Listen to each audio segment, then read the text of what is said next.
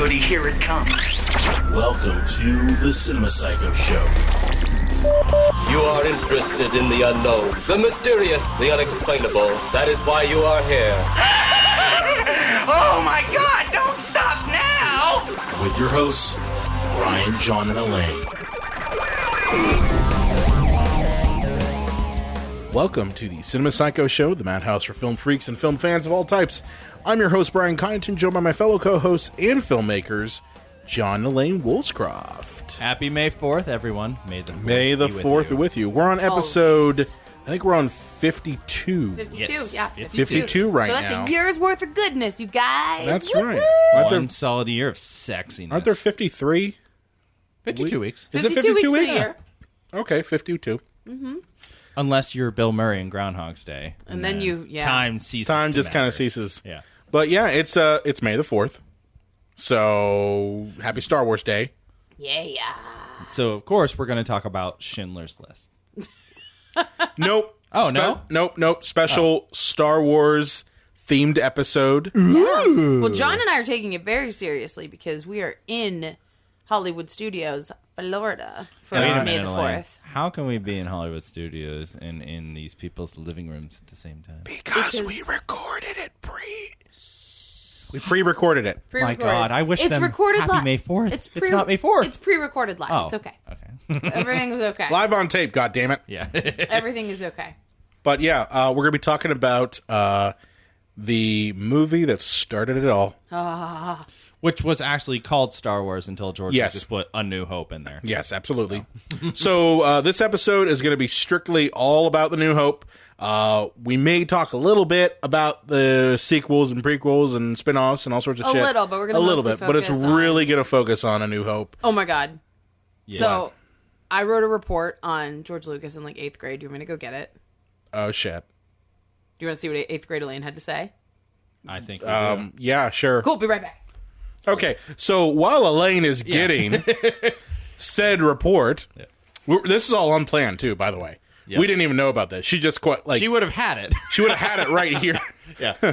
So What if she just never comes back? she's gonna be like, "Fuck those guys." It's unsolved mysteries. It's Elaine was 8:51 gonna at see night. it. I'm going to sleep. Yeah. They're gonna all think that I'm waiting for my report. But no. Star Wars. We're coming up on like what it's 40, Yeah.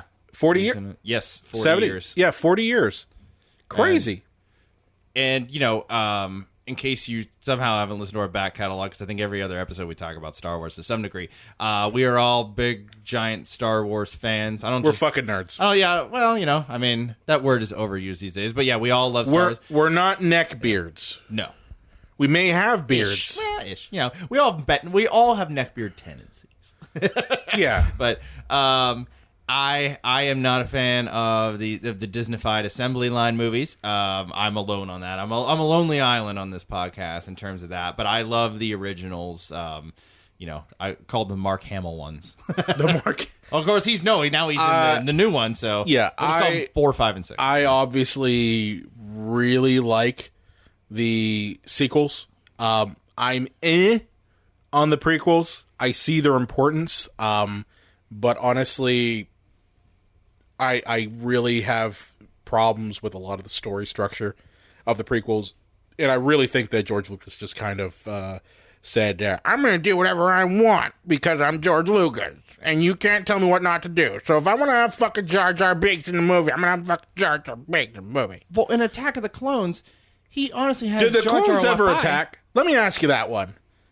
The movie's called Attack of the Clones, and the clones never fucking attacked. They attacked a couple of people. They attacked no one. It was... The Jedis actually attacked them. Exactly.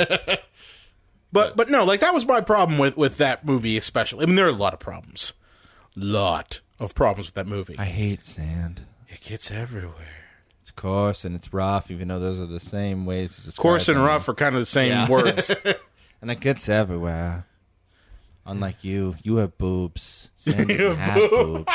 You may have sand in your boobs because I hate that sand. It's in your boobs. There's no sand on the boob. Annie, quit seducing me with your poetry. Quit. Talk to me like you did on the boob. I love sand. Remember That when I took said longer to that? find than I thought. Okay. Oh, Elaine's back. Oh, she's What- back. What I missed? We were talking about sand and boobs. Wow. I can tell I missed a lot. You did. Not necessarily in that order. Sand and boobs.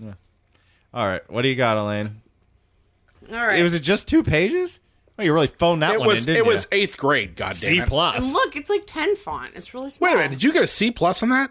No, I didn't get a C plus. You just made that up, John. What did you get on this? You I better don't have gotten know. an This A. isn't the copy that was graded. Elaine got an A on everything, guys. So mine was like I would just copy and paste like something off the internet in 8th grade, and it was riddled with typos. And they're just like, John, C minus. I was like, good enough. No, I was gonna say, did you like copy it to the point where it had the web address on the bottom of the page? If I ever did copy and paste something in high school or middle school, I always went through and added typos so they didn't think and changed a couple sentences. You got kind of we're thinking about that one. Oh, Yeah, I didn't want them to be nice. like, John never knew this much about Teddy Roosevelt in class. You know? Yeah, well, that's why I couldn't find this. It was stuck in my report on the assassination of Kennedy. I You don't keep know. all of your old reports from Not like- usually, but I cleaned out my Assassination mom's Kennedy. basement and I found stuff. John or assassination of Kennedy, George Lucas. Okay. I mean, Okay. It's who an knows? interesting So, semester. so what did 8th grade Elaine say about Read Lucas? it quickly because time's an issue, but please read the whole thing top to bottom. Oh, no, here, no, 'cause I'm it's only reading 2 one. pages. I'm No, reading a just single read it. paragraph. Read a paragraph. Historically speaking, Star Wars broke many barriers in the movie industry. It changed the way movies are made and perceived, and revolutionized the specifics of sound, digital programming, and special effects. George Lucas was a pioneer in a world that many people know nothing about. He created a company called THX, which digitally remasters videos and enhances picture quality. This means that the company can work on an old film and restore its color and the way the picture comes onto the screen, making it brighter and less grainy to the eye, and as a result, appears newer. George is also in charge of Lucasfilm, his own film company. This was back when he was in charge of Lucasfilm. And Lucas Learning Ltd., which is also no longer existing. A company that develops educational software for kids. His other credits include Lucas Digital Ltd., Skywalker Sound, and LucasArts, all digital technology companies that research and invent films and computer software. George's most recognized achievement, however, is the company he created called Industrial Light and Magic, which became a leading innovator and was responsible for a series of groundbreaking special effects techniques. ILM for short, this company creates quote-unquote screen magic, or special effects that we see in film. Special effects is the technology to make worlds, objects, and events that do not exist in real life appear in a movie. Wow. Nerd from the grave, y'all. Is there anything about how sexy you think George Lucas is in there? I never once thought George Lucas was sexy. Never. Yeah, he still had that weird like neck waddle thing going. No, on. he didn't. I mean, when It was in a our little- lifetimes, he did. He had a When he made Star Wars, When he made Star Wars, he was very svelte. He became Jabba the Hutt. But let's not body shame the dude. Let's talk about Star Wars. I won't. Okay, let's not body shame his neck waddle. We can shame him for being a shitbag of a human being. That That's works table. too. In conclusion, I cannot wait to become Miss Elaine. You know, in one of my like senior I'm sure things. he finds girls with braces very sexy. God damn it, Wallace Crowd. Do you know what's really funny though? We did this I wish project in high school, and you had to like pick something that you wished for everybody, to like, or you just wish whatever. For me, I wish I could write a novel, so I wrote a novel. Like that's what I did for mine. But this girl said, I wish I were God so I could decide how people's lives went, and she wrote like a biography for everybody on like That how is their lives scary. turned out. That's some scary shit You guys right there. both are giving me like goggle eyes, but like she didn't mean anything by it. For me, she said that I went out to study filmmaking in California and that I created like a new technology at Skywalker Ranch and then I married Hayden Christensen. Doesn't sound so bad. Yeah, it does. Does You it? married Hayden Christensen. I mean, I don't think he thinks Burke Ramsey killed John Bonet or talks about he it totally did, incessantly, though. so maybe No, he'd be he just trading up. talks about sand, Is that literally is that what you guys talked about when I was gone? sand and bit. titties. Yeah. Cities. No, not Tandies. together. Tandies. No, not together. Titties Sand made and of sand? Like, do No, you no. have things you do at the beach you want to tell us about? What I I was- do I at was the talking beach about is my titties, own business. It's Okay, between you and the crabs. that's between me and the sand And the crabs and the crabs. and my imagination to create certain objects made out of sand that hurt a lot. Because it's coarse and it's This rough. is coarse and rough. Well, Elaine, interesting for what you had to say in your report there, is that we should talk about how Star Wars, for better or for worse, did change cinema. Yeah. Oh, so, absolutely. where do you want to start with? Do you want to start with better? Let's start in the better category. Yeah, no, let's start with worse. No, and better. go to- Well, yeah, because better's easier, but Also, it'd be kind of No, a bummer. worse is always easier. I mean, that's always easier to go negative. okay. All right, well, kick us off. Okay, Brian. so for me, the biggest negative ding on Star Wars is that it single-handedly created the blockbuster and the killed the merchandising. It killed the auteur movement. It single-handedly created the mechanisms for Hollywood to do ultimate merchandising over everything, from toys to lunchboxes to T-shirts. All that stuff basically came from Star Wars. Had Star Wars not been made, I think the auteur movement would have kept going for a little longer. And it might have even made it a little bit easier for independent filmmakers down the line with technology changing. But Brian, No, you're like my last defense when John shits on Lucas. No, but I'm just making a point Hey, that not everything is without crime. You know, Yeah. we're being honest. I'm being very honest. I love Star Wars. Okay, I really do. But it did kill the auteur movement. It was one of the best auteur movies, and also it killed it. Jaws didn't. Jaws didn't have the merchandising behind it. It was Lucas's idea. Everybody thought Jaws was going to be a shit show. They That's did. why. But we were talking earlier how we thought, this was off the air, that Richard Dreyfuss pretty much shat all over, Because he thought it was going to fail. Jaws. Yeah. It's not my fault, okay? When the movie comes out, I'm great. Spielberg the hack. You'll see.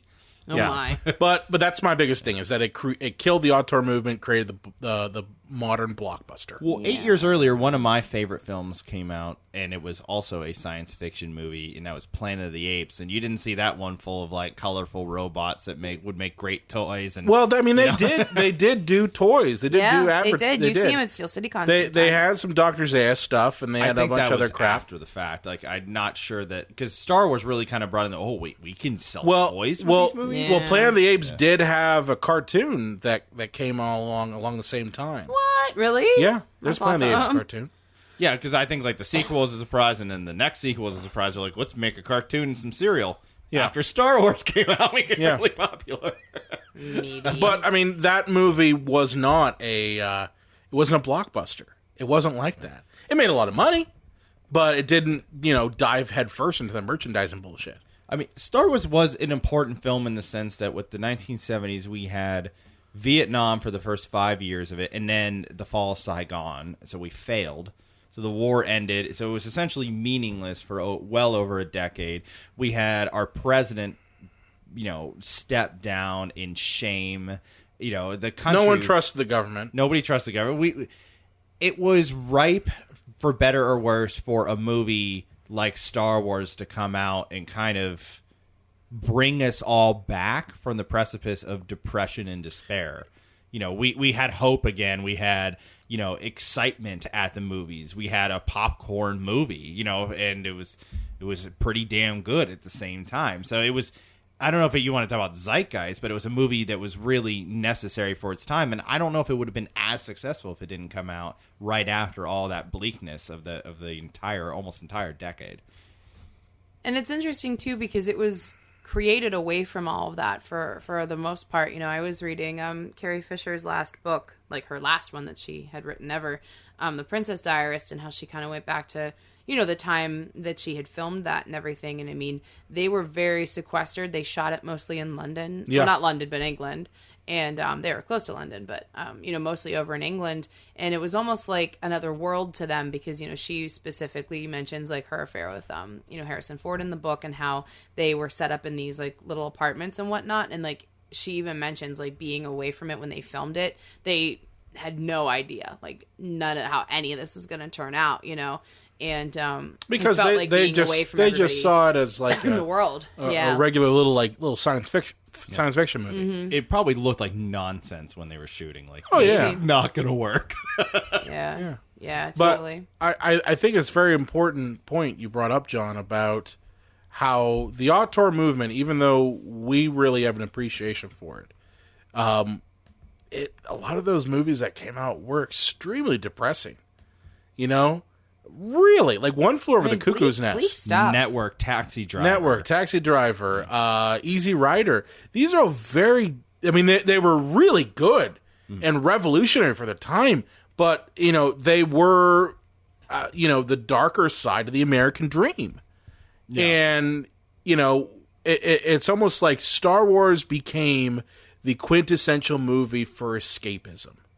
You know. And then it was a matter of the dark side. The Empire was representing, the bullshit that these people were escaping from in the theater, and the hope, a new hope, so to speak. I mean, even though it was called Star Wars, Yeah, it wasn't named that till later. But the story is about a simple boy trying to take on the galaxy. And isn't that funny that people in times of crisis always go to the movies? Like, they've done That's studies true. on that. Even during the Depression, people still found money to go to the movies to escape their problems. Because that's what you do. You kind of have to. You kind of have to. A hopeful story of like good will conquer evil, that right is always better than wrong, that everything will work out. You know, it's not always necessarily true in life, but when you go to the movies like that, especially that movie, you feel good because the good guys win. You do. It's very predictable in a good way. I would say almost a good way. Just if you know anything about storytelling, you kind of know how the movie's going to go, but you don't mind. Because the story you're okay with it. Well, and the you setting like is the unfamiliar, characters. right? Yeah. You know, like you don't. I mean, guys, can you imagine like seeing Star Wars in a world where there had been no Star Wars yet? Like, that just blows my mind a little bit. You know what I mean? Because it was very, I think, known like when we were growing up and stuff. I mean, we were in a unique spot because the prequels hadn't come out yet. So, did we talk about this recently? Like how. No, sorry, I've talked about this with somebody else, but like how canon was like not canon, but like extended universe was okay. You know what I mean? Like it was an interesting time when we grew up because it was very true. around and like it was marketed to us even still, but in a very different way. It was marketed to us, and it was mostly a matter of, hey, when you were born, the series of movies had come out, and I mean, because what were you guys, 85, 86? 85, okay, so I was 85. We came at a time when, the consensus was that there would be no more Star Wars movies. Mm-hmm. That ship had sailed. We were never going to get that. We never were going to experience the feeling of going to see a Star Wars movie in the theater. That the best we were going to ever get would be either home video releases or something on cable. And that's how I was exposed to it. The ABC Sunday night movie, Empire Strikes Back. Yeah. Or it would be on Showtime or HBO or whatever. So, that was very unique for us because we didn't have that up until like 1997 when they put out the special editions. And I remember everyone losing their shit over it. How could you not, Like there were people lined up around the block. Well, to have the At our chance local to see theater it to in see a it. theater, I mean, I think I saw each of them like 3 times. And this was also at a time when it was not commonplace to re-release movies that were older in Not theaters. at all. Like, And two, this is a pre-DVD or DVR era, like Yep. and pre like readily available video on the DVDs internet. were like, just starting to come around too. Yeah, Like and that you- was 97. Yeah, we had VHS, Only the rich but, kids you knew at school had a DVD player. Yeah. But yeah, but you couldn't just. This is an era in which you couldn't just watch anything when you felt like it. You know what I mean? You couldn't. You had be to put like, a tape "Oh, in." Surely I can rent this digitally on some platform. You know what I mean? Like that wasn't how it worked back then. You No. gotta hope the video So- store's open. You know, we all sound like a bunch of old fucks now, right? I mean, whatever. Back in my day, we went down to the video store and you'd look at a box art. You know what a box art is? Guys, you can If be. if you wanted pornography, you better not have Betamax. I tell you what. I mean, you guys can be as farty as you want, but I miss the video store. I really do too. For my pornography, I had to roll up my projector. And sometimes the tape would burn, and I'd have to finish masturbating to my imagination, and that's a scary place. My pornography, Oh, I'd have to wait for my pull out my dial-up. projector was a euphemism. My mistake. No, but my pornography, I had to pull out the dial-up. Oh my. You'd have to wait 5 minutes for one little picture to load. Or just for Young top man, why of do you boob. want to be Top on of the, boob. Why do you have to be on the computer at 2 a.m? Just don't come in. But anyway, my point is that in our time, it wasn't like a new movie was being cranked out every year. And it really wasn't until 1997 when the special editions came out. And in hindsight, they really are terrible, the alterations.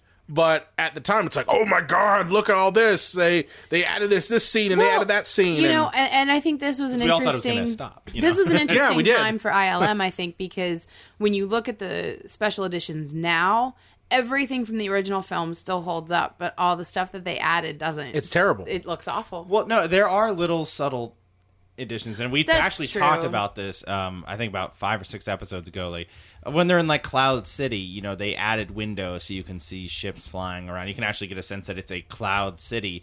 Little things like that are nice additions, but it's the egregious ones that we all remember and like think, oh, everything they did was horrible. No, there's little touches that are actually that's pretty true nice. because and they deepened the lightsabers, things like I that. had problems with all that. Yeah. I'm sorry. I really am.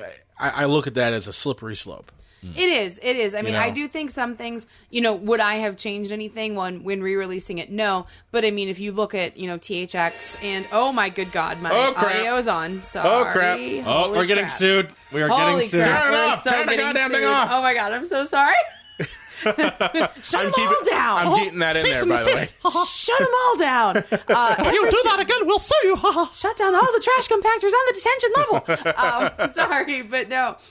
What I was going to say is, if you look at the original function of THX and even, some of the work that ILM can do, I mean, they did bring these back from like shitty, grainy film stock and did make them more beautiful, Yeah, and improve the sound for a modern era. So, But okay, all right, I'll buy that. That's, then explain to me. That's the difference between like cleaning an old painting Right. and putting a new face in. But You know what I explain to me mean? why either Lucasfilm or Disney has not put out the original they will. 1977 print. They will. I promise. They've you been they will. saying that for years. Yeah, but I mean, they're going to. It's going to happen. But It's going to like happen. every single time that anyone tries to broach that question, it's always, oh, well, we've got the editions out. Didn't you get the Blu-rays that were out a couple months ago? It's like, yeah, but that's just another rehashing of the special edition. I don't want to see fucking dewbacks that are, just popping up and blocking the screen. Like and this is actually very interesting. A lot of us have never seen the original print. No, we haven't. Like, we've never seen it. We've always seen transfers for like a copy of a copy of a copy of either a special edition or a VHS version that came out. So we've never actually seen a full, this is what you guys saw in 1977 version. It's very, honestly, that's why I find it very disturbing. Well, I mean, it is a little bit different, but I mean, I don't think it takes a genius to figure out in a lot of ways it's better. I mean, there's some shots of, when the droids are captured in the Tatooine desert. I mean, it just fucking looks better. But honestly, that goes with the making of that movie. I Right. understand that it's a movie made in I could see that. 1977. I understand it was made without the modern technology that we have now. That's okay. I don't need to have, I know that there's a scene in A New Hope where all they did was extend the hallway. And there's no purpose for that. I mean, there's none. Lucas got a little happy. I'll give you But that. it's just a matter of, I'm sorry, you make one movie and you move on.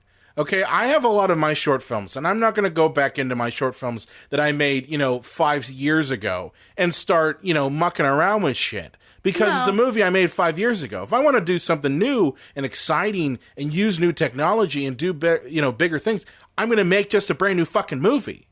Right. I mean, and that's. And he did that your with the right. prequels. Yeah, and that's. That's anybody's right as a filmmaker. The idea is that once he puts that film out there, it becomes ours. Exactly. It's his anymore. And it's funny that George Lucas was actually one of the people that fought against the colorization of black and white films. Because it hurt the authenticity of the original product. That's deeply ironic. Yeah. Yeah. But, it's amazing to me that the reason Star Wars was so successful is that it took little things from all different kinds of movies and storytelling, and usually that's actually backfires, because when you put in every ingredient into a stew, all you taste is salt. Yeah. You know, true. and this movie should have been Salt because it's a Western. It's a samurai movie.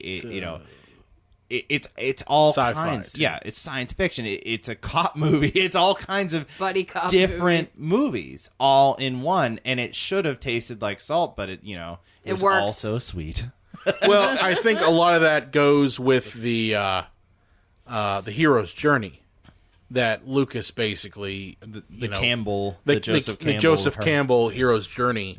What the word was it? I'm thinking of the setup basically. Because this movie actually is not really that different from Lion King, which also has the same heroes. A journey. lot of movies, like dating all the way back to the 30s, follow the same path. You know, you've got the young hero. He's presented with a problem, and at first he doesn't want to do it, and he wants to kind of just stay in the area that he's at because he's comfortable and familiar with that. But unfortunately, the story makes it so that he can't do that. That he has to rise to the journey, and he encounters friends who help him, and like the old sage, and the rogue, and all these people, and they eventually keep going along the line, and the inciting incident eventually happens, and ultimately they climax and face off the main villain. So I probably butchered that whole damn thing, but No, it gets the point across. But the point is, it's a very common story structure that Lucas used. But he put it with like Some would say new ripped creatures and flying ships we hadn't seen before. you Yeah. know, so Yeah. so it's new. But it works because it plays well with audiences. Audiences can relate to it because it's a story they're familiar with. yeah, it's every story's been told. There's only so many different types of stories. It's just how do you make it unique? Like, what are you offering that's a little bit different? And it was space slugs and guys that look like trash cans and Guys that look like trash. light swords, Laser swords. laser swords, as George calls them later on, because Yeah. he didn't even know what he created. But yeah, so the film, is about Luke Skywalker and his journey to save a princess. Which at the time, do we want to talk about the elephant in the room of how George Lucas clearly did not know that they were going to be related? You gotta. Yeah, because He's in a so- nutshell, if you had never seen any of the, I'm sorry. Oh no, I'm just sad. Go ahead. If you've never seen any of the other Star Wars films, it's the boy who finds the mentor who helps him go save the princess, i.e. his love interest to some degree, to stop the big bad guy from blowing up the Earth who has kidnapped the princess. In a nutshell, that's what the movie is. But later, Also, Super Mario Brothers. yeah, Mario. but if you then by the second one they had to say, oh, we want another Jedi, and it's okay, so we'll make another Jedi. And then by the time Return of the Jedi came around, George Lucas actually did not want it to be Leia. He actually wanted to keep it unknown, probably because he was probably thinking about like, oh, if we can make more of these down the line, Yeah. it'll be whoever we don't mention will be the new one. And they said, no, it has to be somebody from the franchise.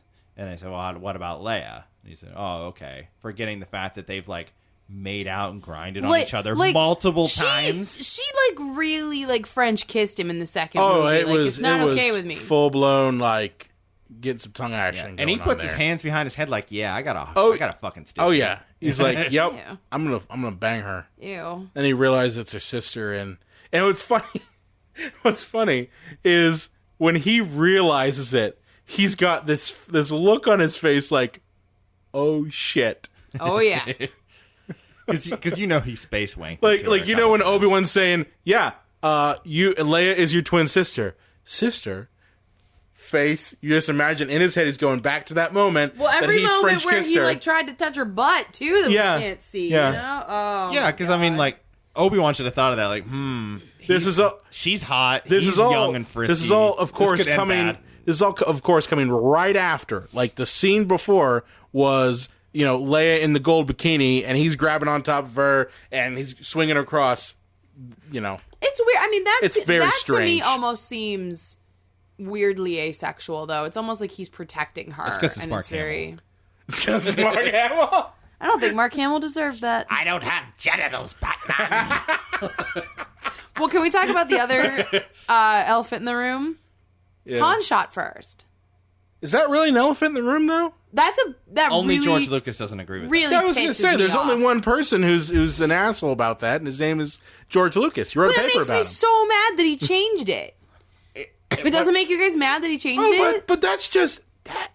Oh, come on. I mean, it's not on That's the- just a little detail. It's not on the scale with incest, I'll grant you. I don't think it's a little detail because I think it completely changes the arc of the Han Solo Thank character. you. Right, yeah. Because That's it what I'm shows that he is a saying. heartless scoundrel who doesn't care about anything but himself, and would shoot a man under the table. But by the end of the movie, he's, a hero that chooses to come back and help other people that aren't himself and save the day and save the galaxy. And you could say that's why he doesn't kill Darth Vader. He only clips his ship. Thank you, John. Yeah. That does change his character, I think. Like I said, I mean, nothing's going to compare to, incest. But it's also, like, shitty. Yeah. But, and the thing is, George Lucas had this master plan of 9 He didn't have a movies. fucking master plan. That's bullshit. He wrote one movie and said, let's hope this makes any money so maybe we could make a second one. Mm-hmm. And then they wrote the second one, and then that made a lot of money, and they wrote a third one. That's why there's continuity issues. Like, why does Ben Kenobi, why is he hiding on a planet but keeping his same last name? If he's hiding, you don't keep your same last name. That's You like don't the first change your rule of first name. hiding. That is kind of the first rule. Oh, I gotta go into hiding. My new name is Tim Williscroft. Dude. I'm looking for a John Woolscroft. Oh, John Woolscroft. I wonder if it means Tim Woolscroft. The old hermit who lives over in the Dune Sea? It's kind of amazing, you guys. And Vader was not Luke's father in the first movie. If he was, they wouldn't have had Luke Skywalker living on the planet. They would have changed his name to keep it from Anakin Skywalker. It wasn't until the second film that they decided that it was going to be his father. It's retroactive continuity to look back now and say, oh, well, they were always father and son. I'm okay with that, honestly. That doesn't bother me that much. The going back in and digitally adding crap. Like, the one thing that I think is unforgivable, and again, this is not necessarily in A New Hope, I know we're trying to keep it on that, but for me, the most unforgivable sin of the special editions really comes down to replacing, I think was Sebastian Shaw Yes.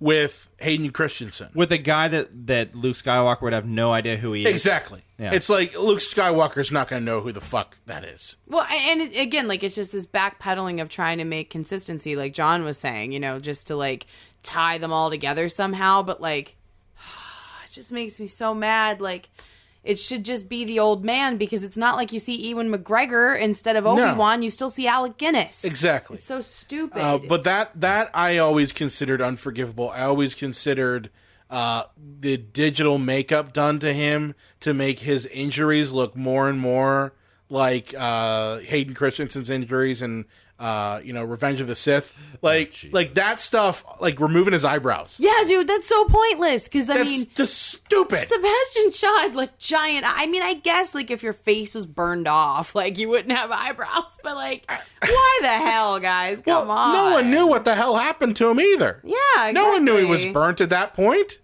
Well, guys, if we want to talk about continuity between the prequels and everything, why does he get to have a hero send off at the end of the movie after he butchered 50 kids? I know, right?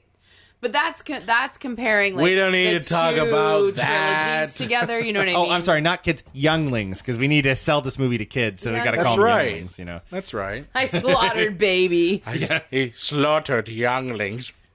Let's say the killer at Sandy Hook, if he hadn't died, like, there's nothing he could do to redeem himself at this point. That's where saying. we're at with Anakin. You Yeah. know, that's for sure.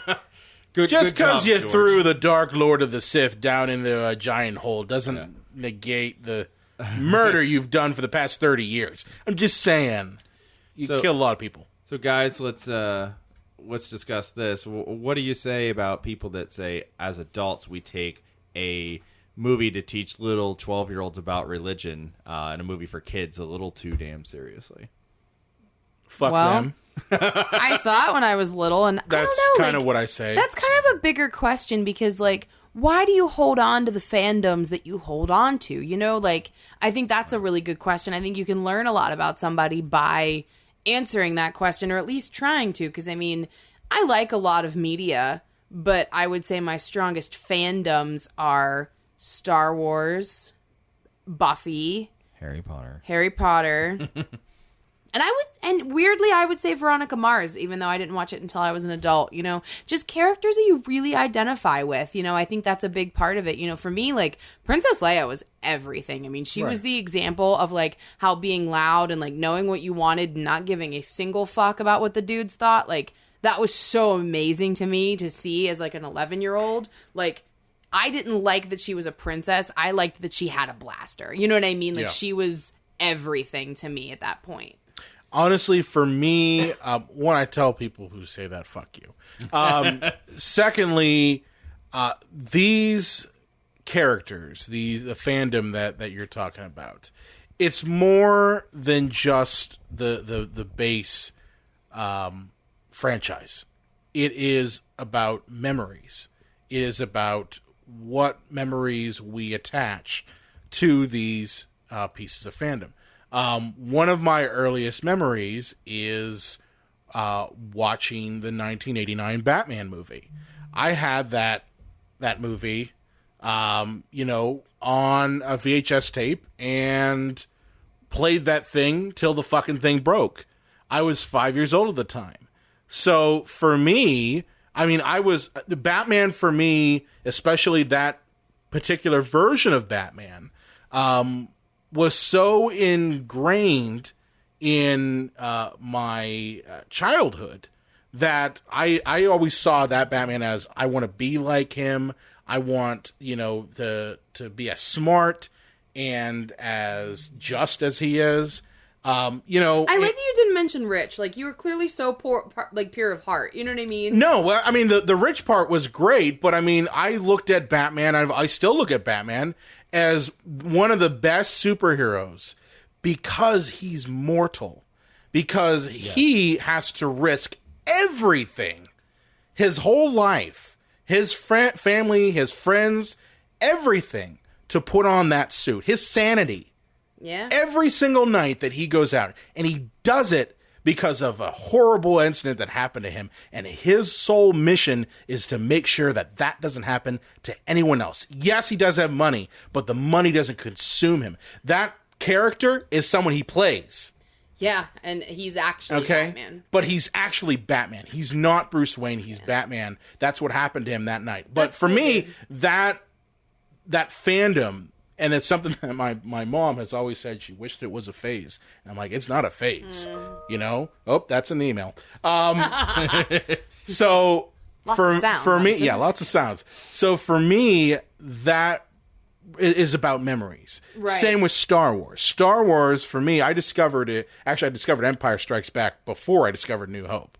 Really? That's interesting. Because Empire was always on cable. Oh, yeah. So I watched Empire, and I was like, oh, this is an awesome movie. Awesome. And Empire is, like, the best one. Yeah. Except for the Return of the Jedi. I like Return more. That's cool. But, I remember watching it as a kid. I remember getting all jazzed up for Star Wars. Mm-hmm. And, I remember the lightsabers and all that stuff. So that just takes me back to a point where I didn't have to worry about things like bills. I didn't have to worry about things like student loans. I didn't have to worry about responsibilities. I didn't worry about being an adult and being more like a kid. And I think that's why a lot of people who are our age or even younger, who maybe saw it in the 70s, they still hold on to it because for them, it represents a time that was positive. Yeah. Well, too, for a lot of young people... It's not just about the franchise. I think for a lot of young people, too, like, when it first came out, it was also, like, a lot about puberty. Like, so many people, apparently, when she would do Comic-Cons, would go up to Carrie Fisher and just be like, yeah, that metal bikini, that, like, helped me become a man. Like, and all the time they would, like, tell her this stuff, and she would just be like, really? Like, you're just going to tell me this right now? Like, I just think that's so For funny. me, it wasn't Star Wars that helped that. It Star was, Wars. No, it was Michelle Pfeiffer, Catwoman. Selena Kyle. I knew it. Oh, God. Oh, my God. We just got really real on some Yeah, of the I mean, psychos, I'm going to be y'all. honest with you. That I was like, I must have been like 6 or 7 years old. And that was like the first time I acknowledged what a woman really was. Mm-hmm. I was just like, yep. In your pants. Well, guys, you know what it was for me? wasn't like that. I didn't have that reaction until much years Oh, later. okay. All right. 7 Cool. years old having that? Jesus Christ. I don't know. Give the guy 3 more years. Scary boy 3 more parts years, work. then you're good. Y'all are gross. I But don't you guys, know. you know what it was for me? It was photos of both of your moms. Oh! Dun, dun, dun, dun, dun, Sick dun, burn. dun, dun, dun, dun, dun, dun. Well, no. What was it for you with Star Wars, dude? Like, or are you just saying that it's a kids movie, like that we shouldn't My like? point in all of this? Yeah. Did you have Well, one? no, I just... Did you jack it to Star Wars? I That's did. what she's asking. It was DeGrito, actually. Can't blame me for that. He's sexy.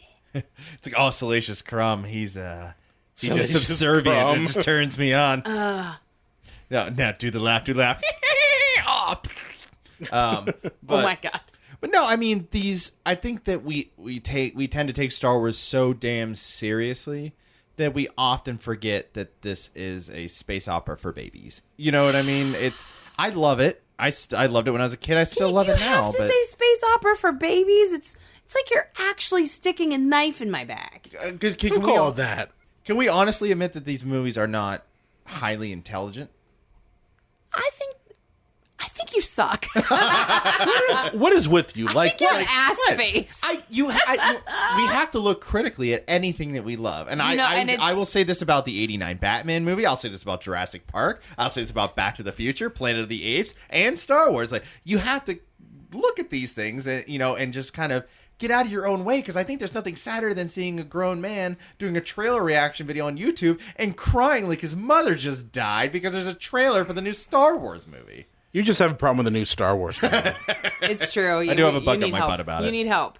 But yeah, I mean, I don't know. I think like it's both. Okay, so like it's made for a certain age, but if you see it when you're that certain age, like it just gets in your blood. Like you can't stop. You can't make sense of it, but you're just a fan. Like, I mean, and it doesn't speak to everybody. I mean, like sometimes, some people, they never see it, and Yeah. or like, oh, I saw that movie once. It was okay. Like, But I'm still just saying, like, it's not the movie. It's the memories and the emotions associated with that time period when you see that. That- yeah, I'm that's what I'm sure. saying, like, I am sure. Even though we have talked shit on those movies, I am sure that some kid is going to have an emotional response that isn't vomiting to Transformers. Sure. I'm yeah. well aware of that. That It's kid is formative for people. It is. Some kids are gonna be like, "Oh man, remember when I saw Transformers and Shia LaBeouf was on there? And he looked all orange against a blue background." That that's gonna happen, and that's fine. I personally have only revulsion Yeah, your gag to reflex. those movies. I get So, it. but that's not formative for me. Well, more importantly, guys, there's going to be a generation of kids that say, "Oh, I saw the prequels and they were awesome, and then the ones that came after that, 4, 5, and 6, they were slow and boring." I mean, it's generational, right? Like, And it's we're going to be like, different. "No, you're wrong." And That's when you just say, "You're fucking stupid." But like you say, I mean, you make memories in that way. Like for me, like obviously they were long out, in release before I was born. So when I was like 10 or 11, my parents just decided to rent them and show them to me. And I think like it was 3 different nights, like maybe Did 3 they have nights to in a explain, row. like, listen, might be scary, too much for you? Oh, well, no. Because My mom's always been real protective that's what I about meant, movies. because your He's mom joking. is Yeah, kind of no. protective. No, my mom was cool with Star Wars. But I think it was actually my dad's idea anyway. So, but I just remember like sitting in my house, like, and I can remember how the living room used to be configured. It's not like it is now. And, I remember like watching them on like our little TV and, like just watching them with my mom and dad. Like, it's like classic only child shit right there. Like, just like, a night in watching a movie with your parents. well, I think John and I just had Having mom some and dad snacks. are doing no. Having some snacks? Oh no, I meant you. I thought you said having some sex. What? And I said having some snacks. I'm with my parents, you psycho. well, You cinema psycho. Well, I just meant like we just probably had the TV babysitter, yeah. and it was Yeah, like, oh, it's on maybe. TV. Yeah. Well, yeah. That's why the Nintendo. Well, went when viral. you're, when you're an only child, your parents want to hang out with you all the time. It's Oh, awesome. okay. It's awesome. But, it's funny that you guys should mention, like, oh, well, it was something very important to me as a child.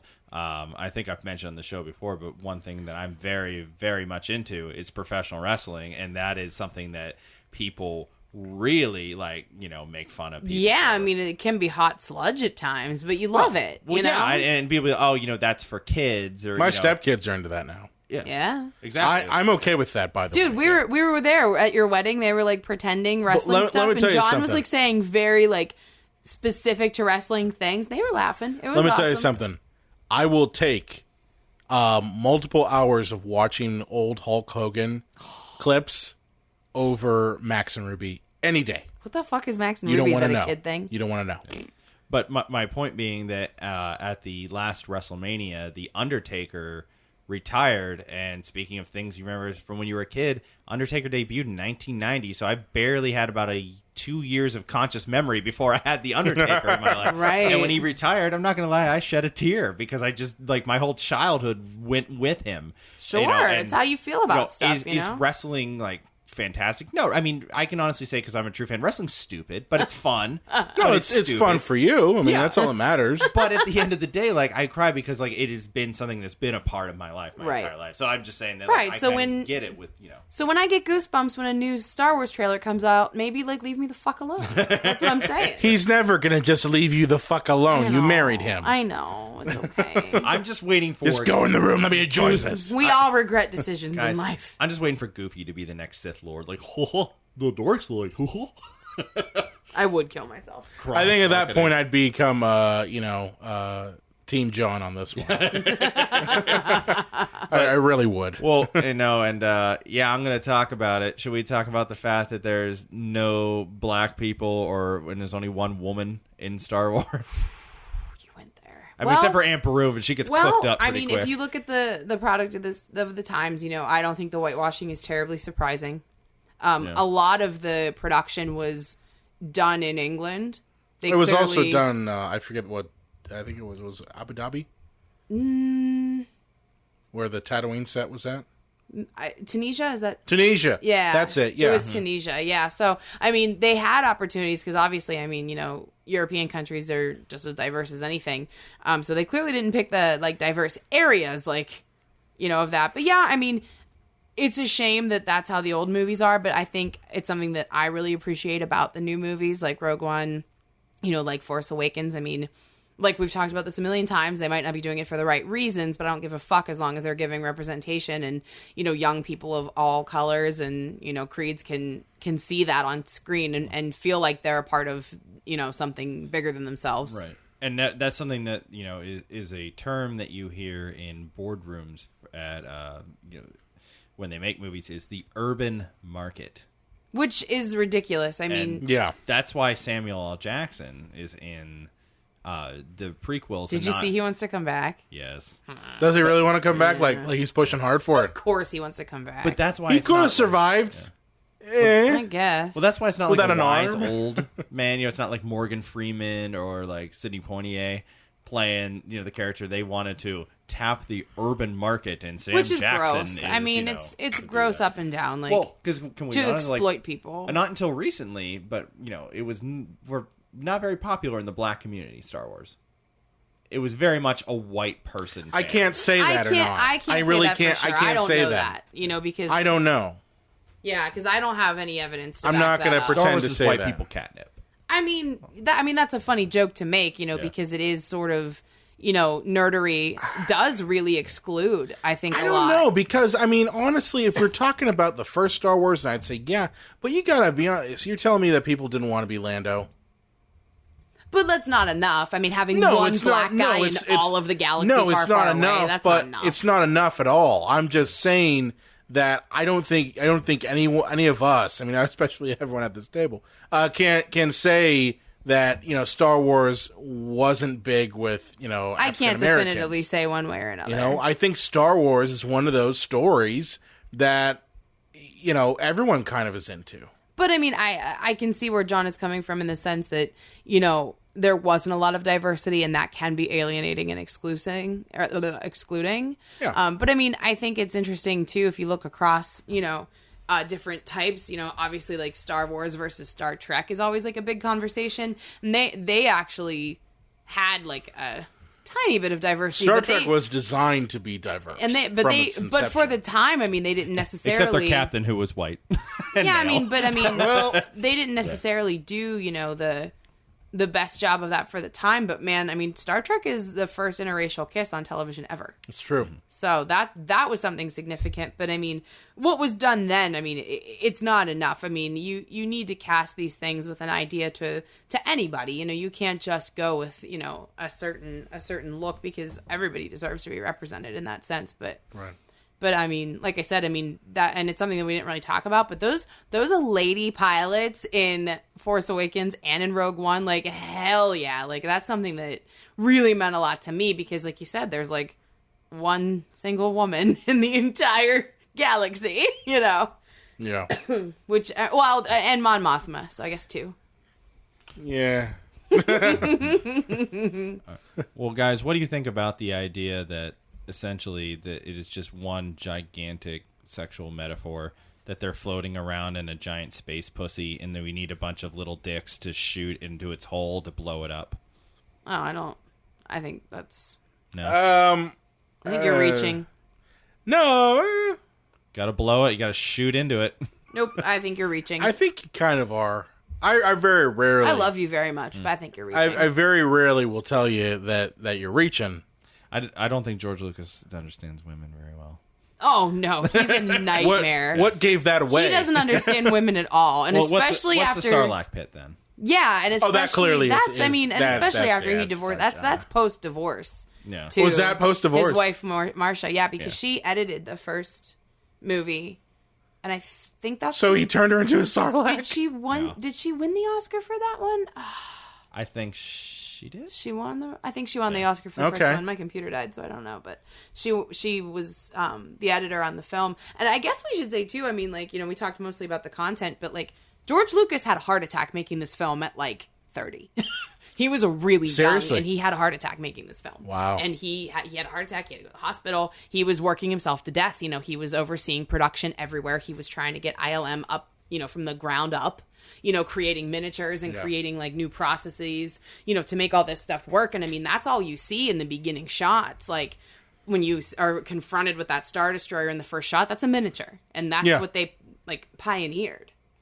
Well, it's interesting that like probably him having that heart attack was the best thing that could happen for the film, because he had to slow down. He took a step back. Like filmmaking at the end of the day, even though we all want to be the writer, producer, cinematographer, editor, director of the film, is that it's a collaborative process, and it's better for being so. And it makes a better film. When you hear about these original scripts for New Hope, where like Han was supposed to be this green, slimy space slug, and C-3PO was supposed to be a used car salesman, and Luke was supposed to be a 70-year-old robot man. You just realize that, like, thank God there were people that looked at it and said, hey, this doesn't really work. Let's change this and adapt that and move this here. Well, too, because it was kind of late in the process. And, like, when you really think about it, like I said, wouldn't it be cool to see Star Wars in a world where there wasn't Star Wars? Like, there was no Star Wars. He had no idea how hugely this movie was going to pay off. Mm-hmm. So, I mean, if you would know, like, okay, just, like, get to the finish line on this film, you're going to be a gosh dang, like, bajillionaire. Like, you know what I mean? Like, he had no way of knowing I don't think he knew he was going to be a bajillionaire. I think he thought... Nobody knew that this movie was going to do what it did. Well, no, he probably was like, hey, I might break even. Yeah, well... Maybe I'll make more money on the merchandising end, because he did come up with that idea. He did come up with that idea, but I mean, I think a lot of the stress was that he didn't have quite enough money for all of the moving parts, and he was trying to make ends meet, trying to get the film done, and he didn't know it was going to be a success. Like, he was worried that it was going to fail. I think that was a big part of it, and I'm not usually sympathetic to George Lucas because he's kind of a douche. But, he made himself that sick over it that he had a heart attack. It was late in the process, but like John said, he ended up being more collaborative, and that's why he didn't direct the second two, because it was too stressful. Interesting is those are the better ones. Exactly. I mean, you look at the prequels. I would disagree with you there, Brian. I think New Hope is the best, and it's the only complete film. Yeah, I like the second. I like Empire the best. Empire's pretty good. The first one is the only. The second one's always fun because you don't have to have that sticky first act. It's why Back to the Future 2 is so fun, and like when we're all little kids, we like it the most. The third I like Back to the third Future one 2 to me opens up a lot of plot holes that bother me. with Leia being his sister. Like, what the and hell happened? all that, Pretty like much. that kind of bugs me a little bit. So, the second one's my favorite, but you're right, John. The first one's the only complete one. But, and fun fact, I can play that song during the ceremony, like at the end, I can play that on the piano. And fun for the fact. right price, you'll do it naked. No, that's not true at all. No. But just getting back to my point, what I wanted to say was that you look at the prequels. In the prequels, basically Lucas had yes men around him. Oh, yes, absolutely. We all know that now. At the time, we didn't know that. No, he was just allowed to do whatever he but wanted. He was and allowed to sucked. basically take that script with the used car salesman, the giant slug, and all that shit, and everyone said, "Oh yes, Mr. Lucas, you could do that, whatever you want," and He that's was what a monster. we got. He was a monster. Okay, he was a monster. I think in his too boring head, to be a monster. I think in his head, he thought, "Oh, this is great," Because everybody was telling him because how great everyone was it was. telling him how great it was. But like in the first movie, he was just some punk kid that didn't know anything. Exactly. You know? And so he had adults around him telling him, hey, I understand that you want Han Solo to be a space slug, and I understand that you want C-3PO to be a used car salesman, but what if, crazy concept here, we make him just, I don't know, Han Solo, Human. human, and we have Harrison Ford play him. And then maybe we make, C-3PO, instead of just a used car salesman, he's just kind of a droid who's basically serves as, the chorus for the movie, pretty Right, much. right. Let's try that instead of your bullshit. Instead of your bullshit. No, it's exactly how I want it. No, but That's how the prequels went. but though. the He got his prequels way for ended everything. up he got his way. It's true. And a lot of us, I think majority of us, could say the prequels were a giant letdown. Mm-hmm. Or- So, do you think when he was young, he was just a snobbish, unenlightened asshole? Like, he just seems like a prick, didn't he? I I don't know. I don't know if I want to just shit on the guy. I've met some film people that have prickish attitudes. Yeah. I don't know. I've never met him before. That's like the film trope, though, isn't it? Like we have It a is. friend who knew we were filmmakers before she met us, and then she met us, and she was like, "Wait, you guys aren't assholes?" And I was like, "What?" Who was She's like, that? my friend Kat. Oh, This okay. was years ago. I mean, I've Guys. known her for like 7 years now, but Here's the big question. Was Star Wars great because of George Lucas, or was it great in spite of George Lucas? it was great in spite of George Lucas, It I was. think. Yeah. But I mean, he did have the overarching. Even New Hope, the first one. We're talking about the He first had one. the in spite of overarching him? idea, but I mean, like you said, that a lot of elements went into making it great. What I will credit Lucas for is getting ILM off the ground, and that would not have happened without him. And that has, I mean, that still has ramifications game, now. yeah. It's completely changed the game. yeah. And if you have a free moment, boys and girls, check out the concept art on ILM's webpage. It is boner-inducing. Yeah. Well, because you look at Matt Groening gets all the credit for the creation of The Simpsons, which, he came up with the show, Sure. like the characters. That's and stuff. fair. But Sam Simon created the layout of how the characters would act and how they would be, live in a kind of a real world, even though they were a cartoon. And so James L. Brooks, gave it really the heart. So Sam Simon gave it the brain. James L. Brooks gave it the heart. Matt Groening really only created it, but Matt Groening gets all the credit when it's really Sam Simon and James L. Brooks. Sure. And I think, it's really everybody around George Lucas that made Star Wars great. You're saying that like we disagreed with you, but I feel like we're on the same I'm page. just kind of making the point. I'm on the Oh, same okay. page. Okay, I mean, yeah, I honestly, I agree with that. I honestly believe that George Lucas contributed and created an idea. Mm-hmm. I will never begrudge him against that. I will never say that he didn't do that much. He did, and that idea was able to flourish with the talents of amazing people who not only believed in his idea, but also, were able to create new technologies that ultimately changed the course of filmmaking. It's, I mean, We would not there's no have question. We would not have green screen technology if it wasn't for George Lucas. We'd still be doing rear screen projections. We would still be using rear screen. it's true. Okay, we would not be able to do any of the stuff. Jurassic Park wouldn't exist. Ellie's movies that we know of that exist, they wouldn't exist without Star Wars. It's true. It's true. It set the precedent. By the way, Jurassic Park is responsible for the prequels. It's all Jurassic Park's fault. I know. Seriously? Because he saw how good. Steven Spielberg had to go immediately after leaving the production of Jurassic Park to shoot Schindler's List. They actually came out in the same year. So he handed over all editing responsibility to George Lucas. And so George Lucas edited Jurassic Park. And if he saw while editing that movie, he said, oh my God, the technology is now here. I can make the Star Wars prequels. They finally caught up to my vision. And so that gave him the courage to make Phantom Menace. Thanks, Steven Spielberg. Well, it kind of makes sense because he tested that with Yeah. basically the special editions. Yeah. Special he did. editions were just a playground for him to play with Yeah, new oh toys. yeah, just to see, what would number one, like gauging the market, number two, And piss us off. implementing the, Guys, I think the proof that's in the pudding here that we're correct is, what did George Lucas ever do other than Star Wars? even American Graffiti wasn't. He really just that wants good. to was make before, yeah. wants to make that Red Tails movie. I mean, everything has always been, I'll make Star Wars and then I'll go make my other movies. And it Yeah, never where- became where- But that. you never get to the other movies because all we want is Star Wars. Yeah, Ben Affleck, you won an Oscar for writing. How come you never wrote anything ever again? Because he didn't write it. It was Matt Damon. Yeah. And why hasn't Matt Damon written anything? Eating either? Cheetos on the couch doesn't count. No, it doesn't. Affleck.